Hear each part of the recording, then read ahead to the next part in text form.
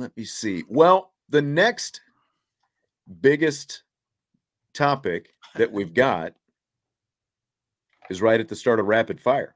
Let's do it, baby. So are you ready? Is it time? Let's go. I never know. I know we're Let's getting go. into the green area, so let's go, baby. You've rapid never fire. been in the green area. Let's go. You know, it's funny because Tom Noy last week, when I had Tom on the show, Tom was the first co-host type person to resist the transition to rapid fire. Yeah, he wanted to keep just talking basketball. And I'm like, come on, Tom, we can talk. Still going to get some basketball topics in here. Oh, that's great.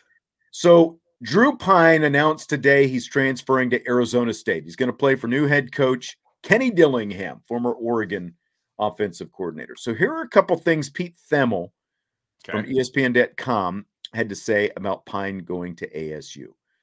Pyne felt the momentum building within the program. The addition of Pyne marks the 26th new recruiter transfer brought in since Dillingham's hire in late November. Pyne left Tempe wanting to be part of that program's building something, while ASU needed to reload on the offensive line. It's arguable that none of the individual commitments were bigger than Pyne. So part one, Drew Pyne, big commit for the Arizona State program. Part two, Pyne impressed the Arizona State staff with his productivity in a pro-style system that's generally conservative and lacked dynamic weapons. As tight end Michael Mayer was Notre Dame's top pass game threat. Pyne showed toughness in both his ability to create plays and take hits. While Pyne isn't physically imposing at 6 foot, 205 pounds, he showed the ability to stay healthy and absorb hits without getting injured. Also took care of the ball, showed quick twitch on his throws, and the ability to deliver from different platforms. Go, Vince. Okay, the first part about him being the top recruit or whatever to go to Arizona State, I say good for Drew Pyne. The reason he left is he wants to be the man.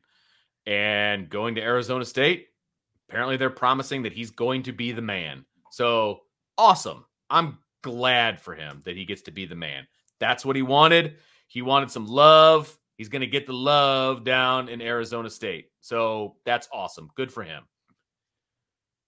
As far as the... Hold it. Let me just kind of go ahead on that. Boston College was, they thought they had the next Joe Montana when they got Phil Jerkovic a couple of years ago, right? And like looking at, like Arizona State needs to build it, like rebuild its offensive line. They're kind of saying there, 6 foot, 205 pounds. Drew Pyne did not have to take that many hits. Correct. Like when he talks about these hits and absorb the hits and next. all this kind of stuff, he had a really good offensive line in front of him. Yes. And now, Phil Jerkovic found out what it was like to play behind a bad offensive line. And I hope for Drew Pyne's sake that he doesn't have to go through that same thing at Arizona State. Look, it's a complete rebuild at Arizona State. Yeah. If he thinks he's going to go there and play behind a line like he had at Notre Dame, I got to think that Drew Pyne's not that dumb.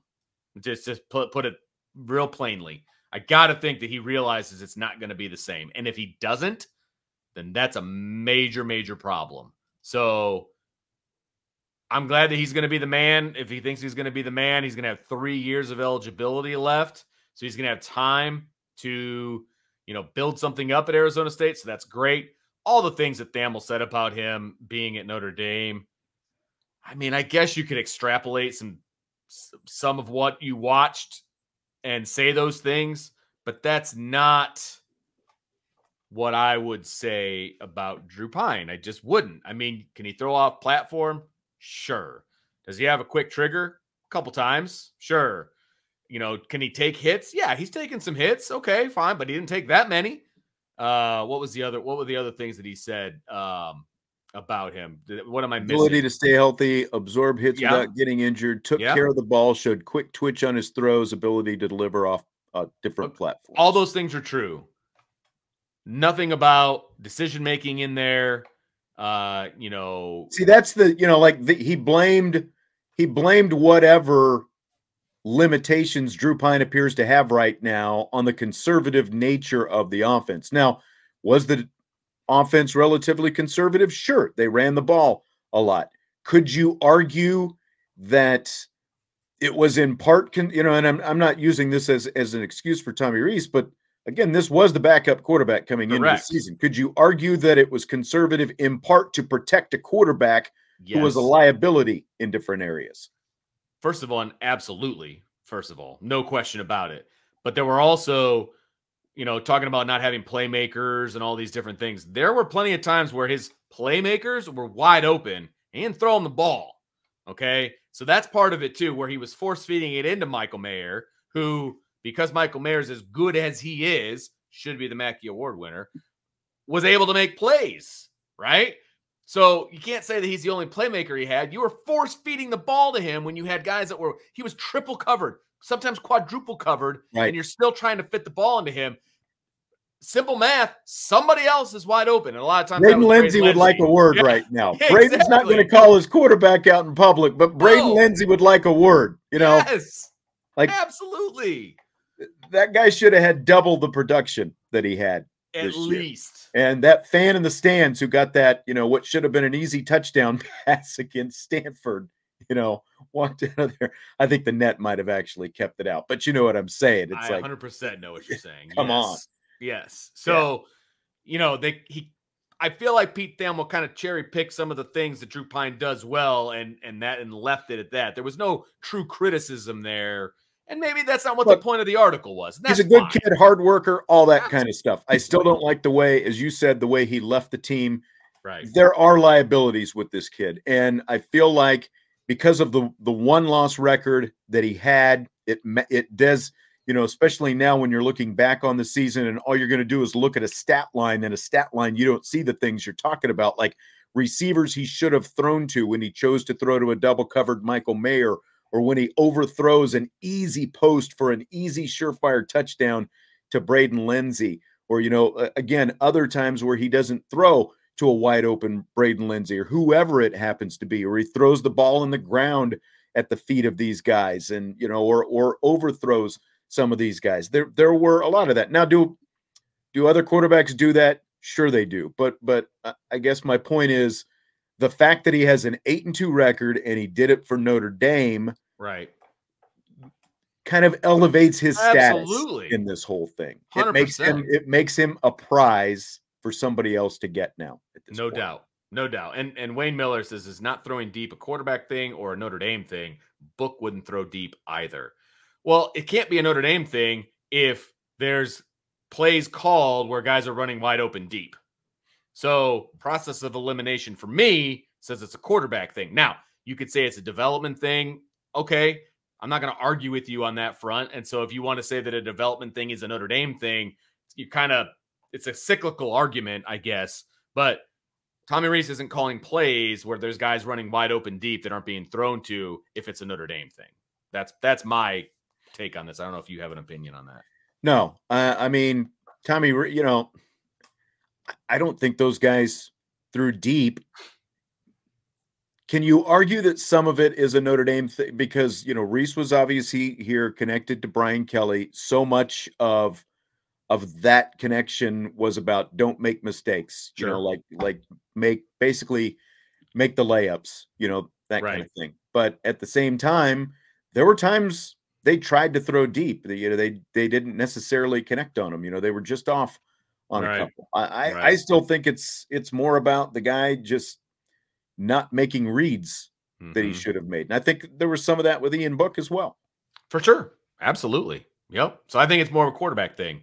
Yeah. But again, you could say development, and that's fine. Again, I'm not going to argue with you on that, but I just wanted to bring that one up. Oh. Glad you did. Matt says, I think Notre Dame is going to regret letting Drew transfer. It was his first year as a starter. I thought he did amazing. Arizona State getting a steal. He is going to thrive there. Maybe he will. And that's, this will kind of be a test. Again, he's not going to have as good an offensive line, but he's going to go play for a coach with a more open system than he's played for here. Again, like how much of what he played with here was due to himself, again, and whatever liabilities that he had. How much were they, trying to kind of cover some of that stuff? Sure. Regret letting him transfer. I guess the problem I have with that is they didn't want him to transfer. They wanted him to stay Yeah. and compete for the job. Yes. He didn't want to compete for the job, knowing that they were going to bring in a transfer quarterback. Correct. So it's not that they let him transfer, it's that he bolted right away. Yes, He that found is. out. They wanted to keep him, and are they going to regret it from a depth standpoint? Maybe. And I could make that argument. I have no problem with that. I anticipated that Drew was going to transfer after the bowl game. I did. I anticipated that because if you bring in a transfer quarterback, you've got Tyler Buckner competing for it. That's two guys right there who I think would be better than Drew Pyne to begin with. Because guess what? It wasn't a competition in the preseason. Yes, it was a competition. It was over pretty fast. Okay. Tyler Buckner is a better quarterback than Drew Pyne. It just is. Mm-hmm. And I'm sorry that people don't think that, and that's fine. You're entitled to your opinion, but that is not what I saw on a daily basis when we were there at practice. Yeah. And so he didn't want to compete for it. He wanted to be named the starter. Okay. Then you have to go, and that's fine. That's what it's one thing if he played perfect. He was a 75% passer all along, right. And he didn't do some of these things that we're pointing out that were easy throws that should have been made. I mean, he didn't play amazing. I mean, yeah. I don't want to disagree with Matt. I'm Matt. I'm not. This isn't an attack on you. He played well, but he leaned on, and the staff leaned on a really good offensive line that it turned out to be that wasn't playing that way when Buckner was there, as well as that running game that averaged over 200 yards for a good chunk of the season. And look, I think that Drew Pyne is a decent quarterback. He's a good backup quarterback. When he was recruited at Notre Dame, I didn't think that he would ever really be a legitimate starter at Notre Dame. He was because of injury, but that's what a backup quarterback does. I thought he did his job. He did his job. He was a backup quarterback. He got him to 8-2 when he started. Hey, I appreciate Drew Pyne and what he was able to do at Notre Dame. There's no doubt about it, but I don't regret him leaving from I think he compete and be the starter. I just don't think he can. I'm sorry. Yeah. As Jason just pointed out there, Kaiser threw it deep, and Brandon Wimbush actually threw it deep. Remember the pass to Chris Fink in the win over Michigan. But those guys had bigger arms, and I think absolutely that plays into it as well. Neither Book nor Drew Pyne had the arm strength that those guys have. And that's part of your decision on whether or not you're going to try to throw deep more often. Now, if you have a wide open guy, you should be throwing to him. But again, there were times that he didn't do that. Listen, and I wish him nothing but the best. I hope that he is super successful and he, quote unquote, balls out at Arizona State. That's what somebody said. Okay, awesome. I hope he does for him because I think he's a good kid and I want him to have success and all of those different things. And so let's see what happens down there behind a line that's going to be completely pieced together, and it's a complete rebuild at Arizona State. Yep. I don't think that Notre Dame is going to be competing with Arizona State for a playoff position. Just saying. Well, you never know. It is the Pac-12. It is the Pac-12, but still think that they're probably a middle of the road, if not the bottom echelon of the Pac-12. Yeah. I think Ed said it just right. Tyler Buckner may never work out, but Drew Pyne was still not going to cut it. We could win 10 games with Drew, but we'd never win a title with Drew. Absolutely. And I'm not saying that Tyler Buckner is going to be that guy. He may never work out, just as Ed 3 has to say there. I completely agree with that statement. Drew Pyne wasn't going to take you there. In a year or two, Pyne easily could have had a season like Jack Cohn had, right? But that was still not, to Ed's point, that was not a national championship quarterback that you were going to have, even if you clean some of that up in a couple of years. Yep, agreed. And then Wayne just says, my wife and I are both Arizona State alums. Can't believe I have to cheer for Drew Pyne again. Did Pyne graduate? No, I don't think so. He is not. He is not leaving Notre Dame with his degree. So that's kind of a downfall too. Is like you're here for, what is it now? Is it 3 years or 2.5 years? And your Notre Dame dream and all that stuff, and now you're going to get an Arizona State degree instead. Yeah, that's rough. I'm It is. sorry. No offense Again, to I the don't want to Arizona back on State Arizona alums. State degrees, but It just comparing Notre Dame and Arizona State, I mean, come on. Yeah. Okay, Vince, new subject. Okay. This is rapid fire. we could talk for days on yes. this. Notre Dame handed out its season-ending Echoes Awards at the end of Yes, last I saw week. that.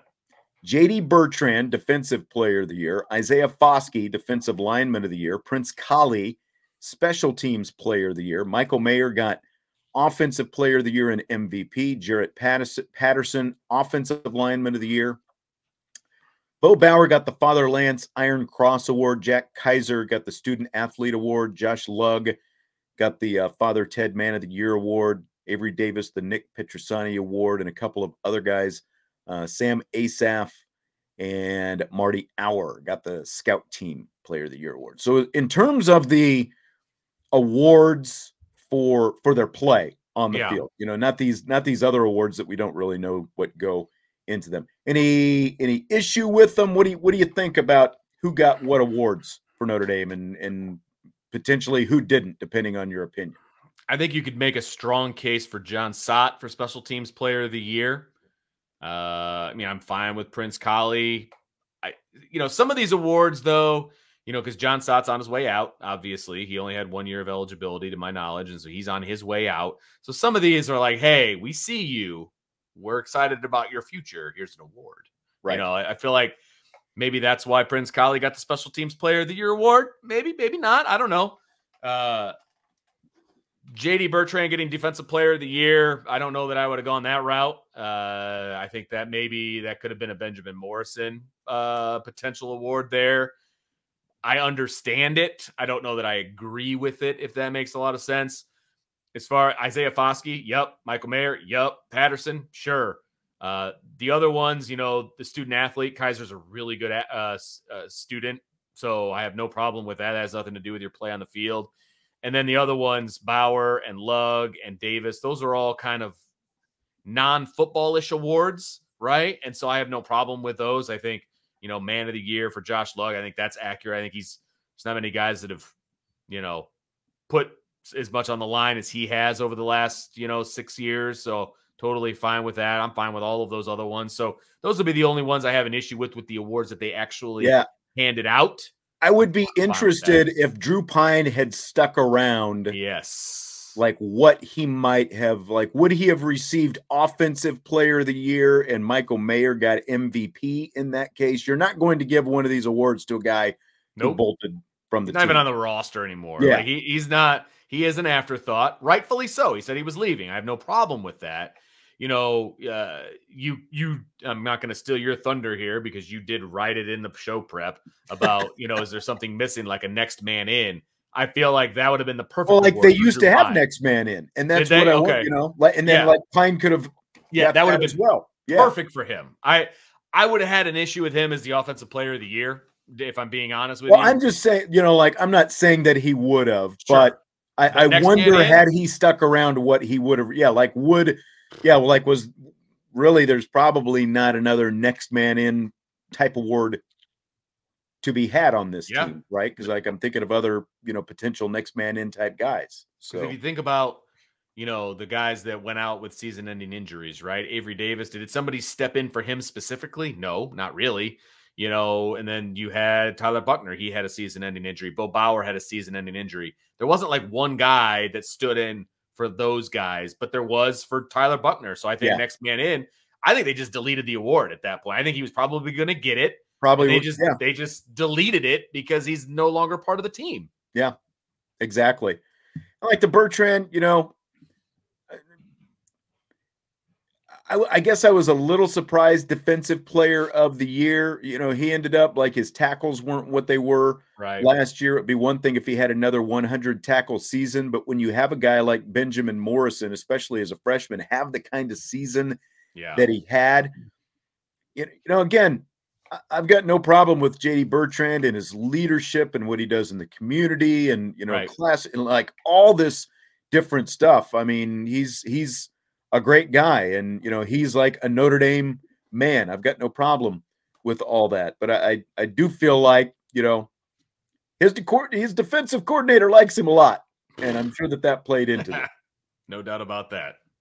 And it's not a bad thing that his defensive coordinator likes him a lot. But Sure. I just, again, like if you weigh it, maybe Isaiah Foskey would have been the other guy to, like in their eyes, to even get defensive player of the year. But because you can give a defensive lineman of the year, he gets that. They do tend to spread these awards out a little bit.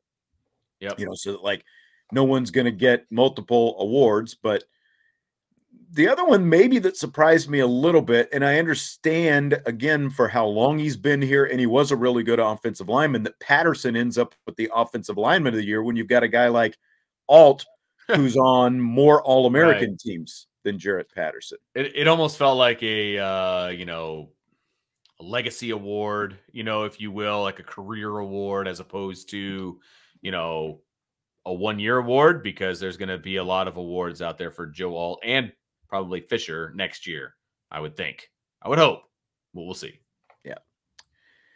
Fill in the blank, Vince. It's blank that Notre Dame women's basketball picked up a second win over a top 10 ranked team with Sunday's 63-52 win over number 6 Virginia Tech. Is it wrong to say expected? Like when I watched Notre Dame women play, and I've watched a lot of their games, I expect them to win. When I flipped on the Virginia Tech game, they were down, and it was the first half, I believe, but they were down a decent chunk, right? And they kind of had to slowly claw their way back in.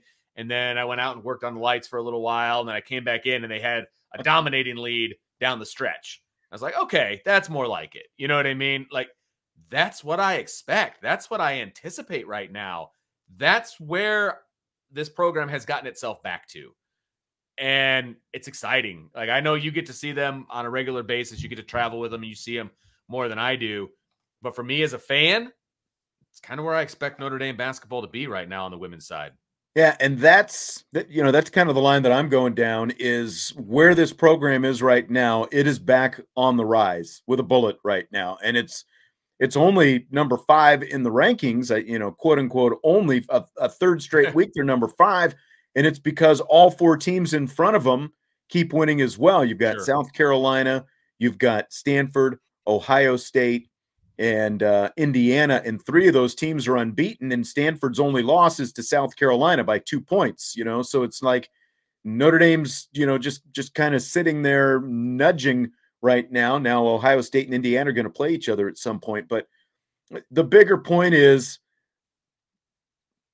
in Niele Ivy's first season, and I don't know if you remember this, like they would get to the fourth quarter, they'd be in there, and then things would unravel, and they couldn't win the fourth quarter. Last year they got a little bit better at that, and now this year, UConn made a big run back at Notre Dame in the third quarter. Notre Dame holds them off in the fourth quarter, pulls away for the victory.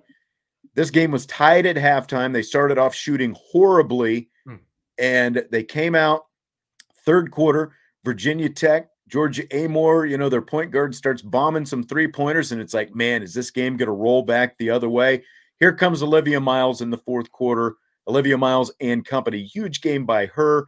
Huge game by Lauren Ebo. Huge game by Maddie Westbeld. Huge game by Dara Mabry as well, because Dara Mabry, her game is not necessarily defense. She had the best plus-minus on the floor, playing on her old home floor. She transferred from Virginia Tech, and it's just such a different mindset this team has right now. And to pick up a second win over a top 10 team, you beat UConn. Now you go on the road and you beat another top 10 team, and they're going to have more battles like this coming up this season, because there are 2 other teams in the ACC ranked in the top 10 right now. So it's going to be a lot of fun to watch. They've got a different kind of resolve right now. Yes, it's really fun to see that kind of stuff when crunch time comes around. And they play that way. They just play with like a confident chip on their shoulder. And that's what I like to watch, man. I like when a confident team hits the floor and they expect to win. And that's what this team is.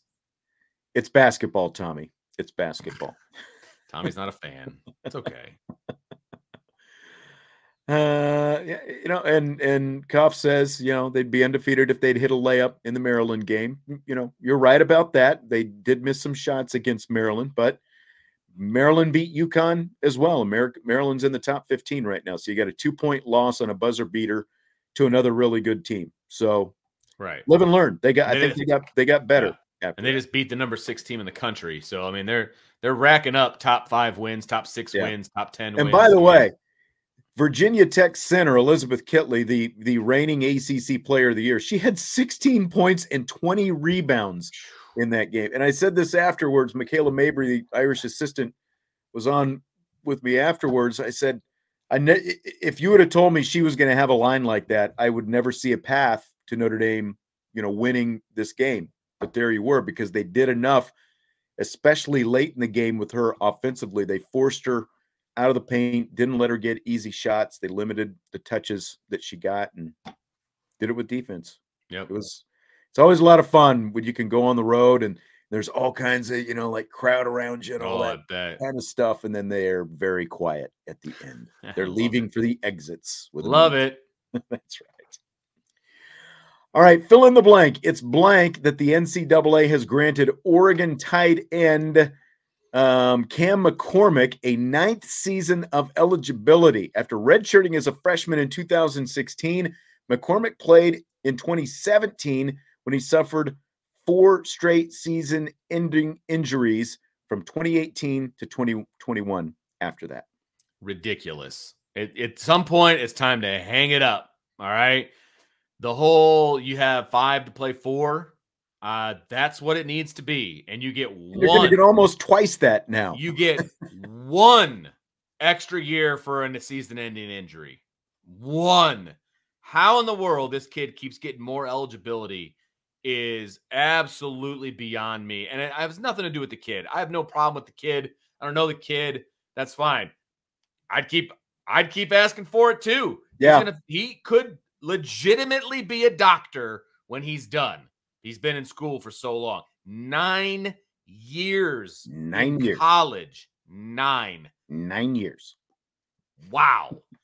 He could have 2.5 degrees by now. You say you could get 3 degrees in 9 years. I mean, if he could be a doctor. You could graduate from med school after 9 years. It would not be a degree that you wouldn't have by the time 9 years is up. But I mean, like, you go from not even legal drinking age. He's going to be almost 30 by the time he's done if he sticks the whole thing out. Nuts. I just wish that there were consistency, because there are men and women being denied a 6th year of eligibility. Correct. And this guy is getting 9. I don't know how the NCAA can justify this. No ill will against him. Like you said, get what you can get. If they're going to give it to you, take it and keep on going. But there are plenty of other people who have been in the same situation who have been denied even a 6th year, let alone a 7th, 8th, or 9th. And it's just typical NCAA BS. Give us some consistency at some point, NCAA, at some point. Yes, correct. Okay, so after the Colts blew a 33-0 lead to the Vikings, did Jeff Saturday blow his chance to become the Colts' full-time head coach, Vince? I mean, we don't know what's going on behind the scenes, obviously. We don't know if he's been promised the head coaching job next year, regardless of how things go.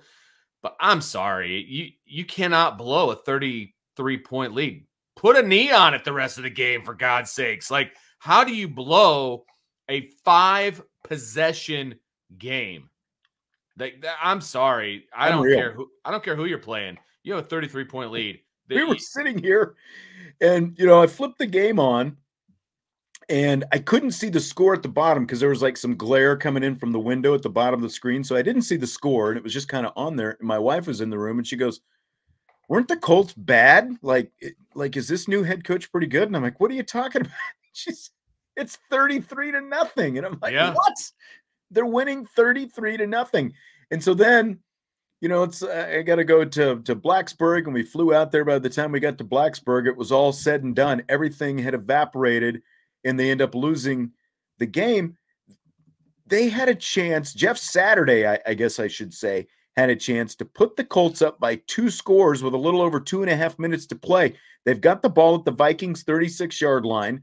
He could have kicked a field goal. Now, it would have been a relatively long 53-yard field goal, but their kicker had hit a 52-yarder earlier in the game. So it's right in his range still, it would have put them up by 11. But instead, they go for it on 4th and 1. Quarterback sneak. They get stuffed, and afterwards, he's like, "Oh, we had a good look. I feel good about it." This is the second time they have lost a game like this where he could have kicked a field goal, but he decided to go for it instead, and they get stuffed, and his only response is, "Oh, I feel like we had a good look. You know, it was the right thing to do in the situation." He's proving that with every game that he has no business being in the NFL. The Yeah. Colts need to clear house. They need to get rid of everybody, on that coaching staff and just start over because it's not working. Saturday at times seems like maybe he's kind of reinvigorated things, but I mean, look at the fact they blew a 33-0 lead in this game. They gave up 33 points in the fourth quarter a couple of games ago to the Dallas Cowboys. It's like 33 is not their number. And by the way, I saw somebody tweet this. Frank Reich no longer has the greatest comeback in NFL history because the Colts fired him, and the guy they replaced him with blew an even bigger lead than Reich overcame in the 1993 playoffs against Unbelievable. the Oilers. Unbelievable. I saw that tweet as well. I was just like, full circle on that one. Yep. Woo. Full circle. Full circle karma comes right back around. All right, Vince. Well, I think that's going to do it for tonight. Is that it? Are we done?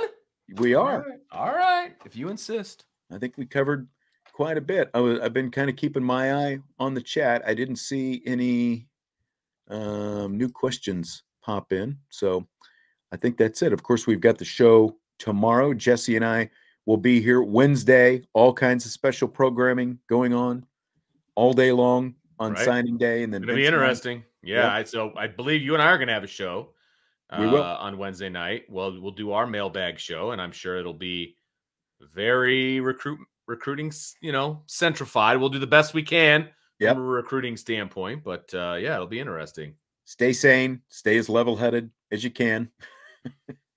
We'll see what happens then. Yep. All right. Well, thanks for stopping in today. Hit the like button on your way out if you haven't already. We appreciate you. Subscribe, rate, and review, all that great stuff as well. We will talk to you tomorrow on IB Nation Sports Talk.